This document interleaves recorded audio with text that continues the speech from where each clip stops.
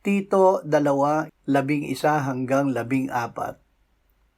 Nagpakita ang biyaya ng Diyos na nagdadala ng kaligtasan sa lahat ng tao, na nagtuturo sa atin na matapos itakwil ang kasamaan at mga makamundong pagnanasa, ay dapat tayong mamuhay ng may katinuan, matuwid at banal sa kasalukuyang panahon, habang hinihintay natin ang mapalad na pag-asa at ang pagpapakita ng kaluwalhatian ng ating dakilang Diyos at tagapagligtas na si Jesucristo.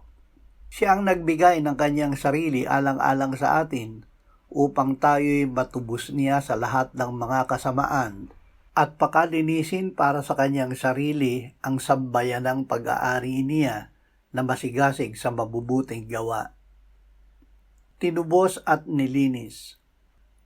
Tayo ay tinubos ng Panginoong Hesus sa ating kasalanan sa paraan ng pag-aalay niya ng kanyang sarili na pambayad sa parusang hinihingi ng kautusan.